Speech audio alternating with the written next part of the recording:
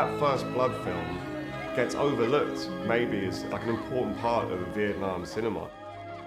So this is Sylvester Stallone after he's done Rocky 3. He's a bit tired of his own reputation, you know. He wanted to be a far more credible, creative actor-director. I think it has quite a patchy production history in terms of financing and various people, directors and stars attached to it. Stallone, off the back of Rocky, I think is the reason that the film ended up being made. There wasn't a huge amount of like Vietnam film at that time, because I think it had been in development for absolutely ages. Like, it was very, very difficult to make. A record-breaking amount of money for the rights to the book, $380,000 back then, for the rights to this little novella about a Vietnam vet that goes bonkers and takes on a whole town.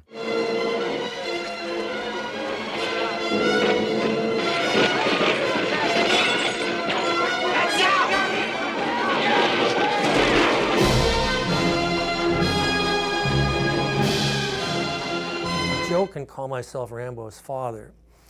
People enjoy that, and I sign books that way, Best Wishes from Rambo's father. I think the writing of the book that became the movie really tackled the PTSD quality of Rambo's character. I just remember thinking, this is something totally different. This is something that's pushing at the edge of the traditional action hero codes. This was a little more raw, you know, when you're dealing with, you know, especially like political issues too.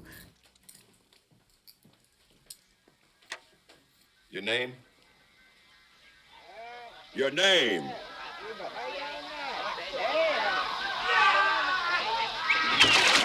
Name? Hey, if you're looking for trouble, you came to the right place, buddy. In 1968, partly because of the war and partly because of the assassinations of Martin Luther King and Bobby Kennedy, there were not 10 riots, not 50 riots, not 100 riots, but several hundred riots. And I began to think that maybe the United States was going to have a civil war. It was that violent. And one night, watching the CBS Evening News, Walter Cronkite, he ran a story about the Vietnam War, and then he ran a story about the riots in the United States. And the thought occurred to me that they were the same story. And what would happen if I wrote a novel in which the war came home? It's got more in common with Taxi Driver than it has with Commando. It's really great to be able to deliver a message that's kind of like a rebound off the wall, you know? And so you get the visceral experience of it, and then later, you know, the weight of the issues come to you. But you're not aware of that at the time. You just think he's got explosions and this really cool guy that nobody can kill, you know, that's running around the woods and taking on the police and being this super anarchist that everybody really wants to be when they're at school. You know, everyone wants to burn down the school they're in.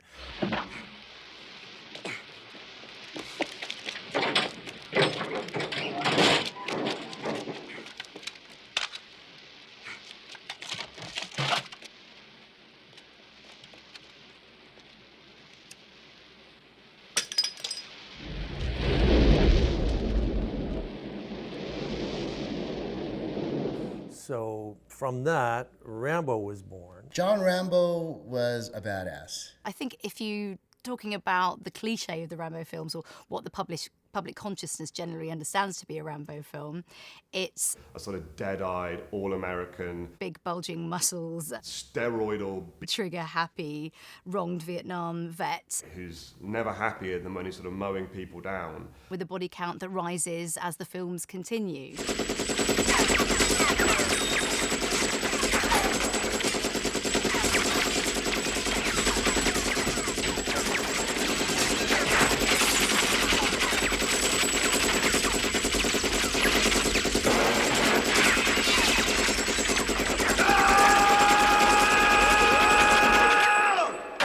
Rambo's almost just a sort of like a sort of force of nature, or sort of like a sort of phenomenon which has occurred as a result of the American sort of military, the system. In the first film, he starts off as a very clearly very troubled and tragic character. I think he's a multi-talented Green Beret, an elite soldier, a killing machine, like the colonel would say, Troutman, and putting him against a bunch of amateurs.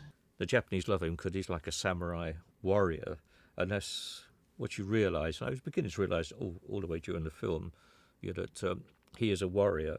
Well, I think he became an action hero. I think the first film was more a focus on who he was as a man and his personality and what he went through and how he had to deal with that. In a weird way, it's quite a punk rock film because it's one guy who just refuses to let the man tell him what to do or where to go. Seems like bailing you out of trouble is getting to be a lifetime job for me. There wouldn't be no trouble except for that king shit cup. All I wanted was something to eat. But the man kept pushing, sir. Well, you did some pushing on your own, John. They drew first blood, not me. A lot like any young man who would wander around the country and kind of travel and find themselves, see what's out there. Rambo also epitomizes the American male spirit, or female spirit for that matter, of the wandering soul. In cinema classic terms, it is the man with no name, so he's nicked a bit from Sergio Leone, and you've got this understated character who doesn't say a lot, and people talk about him. Something that's a sort of golden rule of cinema is if you want to be cool, let other people talk about you. You don't seem to want to accept the fact that you're dealing with an expert in guerrilla warfare. With a man who's the best. With guns, with knives, with his bare hands. A man who's been trained to ignore pain, ignore weather, to live off the land, to eat things and to make a billy goat puke. He's almost a sort of like a science fiction monster, which has been like Mary Shelley's type of monster, isn't it? Being sort of put together, and then once it's on, and you can't turn it off again. But it's almost against the will of the monster itself. The key to these films is that he dislikes himself. To go to war and discover, oh my God, I'm good at killing people.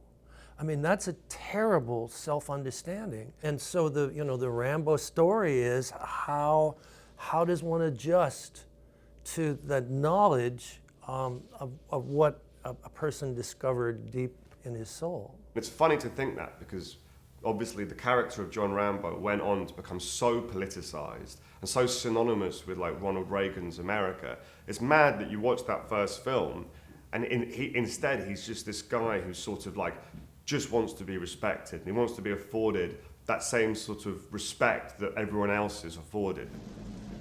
Why are you pushing me? What did you say? So why are you pushing me? I haven't done anything to you. First of all, you don't ask the questions around here. I do. You understand? It was almost a return to form. He almost got an Oscar nomination. It almost got taken seriously as enough to be nominated as a best screenplay. It just had a little bit too much cheese and action in it. Where'd you come from, sir? Bragg. I tried to get in touch with you, but the guys at Bragg never knew where to find you. Yeah, well, I haven't been spending much time there lately. They've got me down in D.C. I'm sharing a seat with my ass. I wish I was back at Bragg now.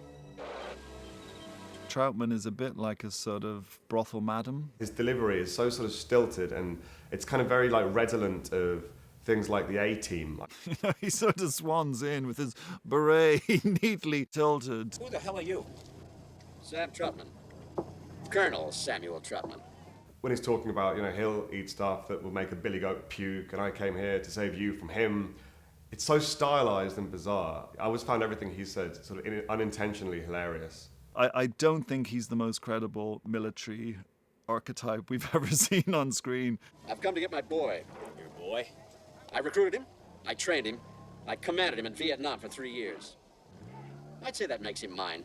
And also he arrives alone outside the tent and he's this sort of like 4-star military general. It's very surreal that the police just turn around and there's this like very dashing silhouette just in the doorway of a tent and he's here to like save them from John Rambo. I'm surprised they don't just send him on his way, put him in a cab. Come on, mate.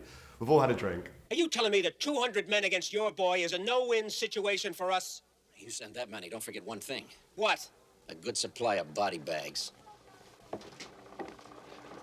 Rambo First Blood was quintessentially a story about PTSD and a man finding himself. First Blood captured a lot of stuff that hadn't been captured yet in Vietnam movies. I think First Blood was perhaps one of the first films that tried to seriously show the sort of post-traumatic syndrome that people experience after that particular war. You know, the start of like the homeless community to a certain degree, and a lot of the people that are kind of outcasts of society. The situation of the Vietnam vet when he comes home and what kind of reception he gets. Sometimes it's a good reception, a lot of times it's a bad reception. I mean, the kids that came back from Vietnam were treated terribly by a lot of people, you know, and it scarred them very badly. It's over, Johnny. It's over! Nothing is over! Nothing! You just don't turn it off! It wasn't my war! You asked me, I didn't ask you! And I did what I had to do to win, but somebody wouldn't let us win! And I come back to the world, and I see all those maggots at the airport protesting me, spitting, calling me baby killer and all kinds of vile crap! Who are they to protest me, huh? Who are they? Unless they've been me and been there and know what the hell they're yelling about. It could have been really political, but I appreciated just kind of showing what, you know, a soldier goes through. The scene early on where he's in the prison and we first see the flashbacks to the torture that he experienced at the hands of the Viet Cong. When we sit him down and I'm going to shave him, right? And I take the survival knife and I say, and I hold still, I wouldn't want you to cut yourself, right? It's just really beautiful piece of editing. It's very harrowing. It tells you so much about his character and his journey. I said to Ted, I said, let me get right down in his face, just like, bam, like this, you know? And Ted said, yeah, do that. And then, so that allowed us to be Vietnamese-American. Come on! Don't move. I don't want you to cut your own throat.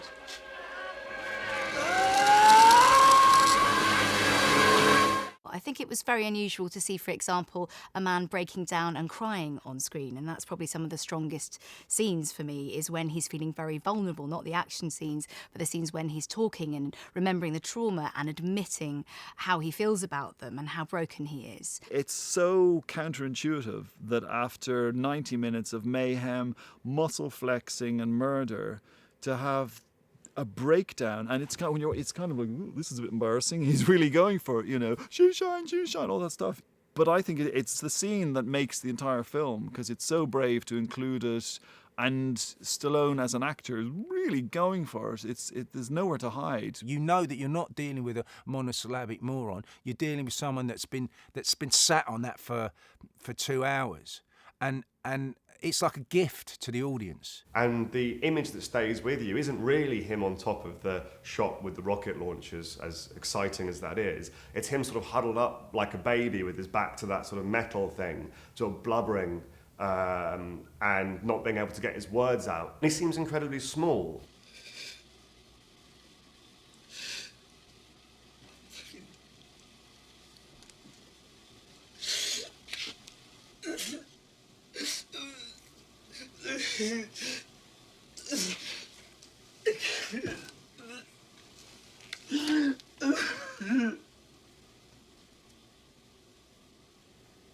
My favorite scene was the cliff scene where he's hanging on the cliff and the helicopter's shooting at him. And, yeah, that's really exciting stuff. When he breaks out of the jail and the music, Jerry's music rises and he gets on the motorcycle and falls away.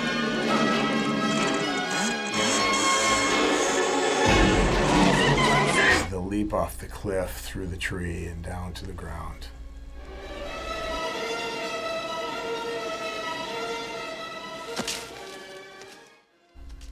I mean, really. I think when he appears out of the wood as well, when you don't see him, you know, that camouflage stuff, that's really clever, you know, and that I don't think I'd seen that in a film before. The chase scene on the motorcycle through the woods, are you kidding me? Are you kidding me? Wow. Let it go. It's just, that's class. Let it go. It's almost like a sort of American art house, in that, like any great action film, I think from that era, whether it's sort of Die Hard or Alien, there's levels to it. Delmar's gone.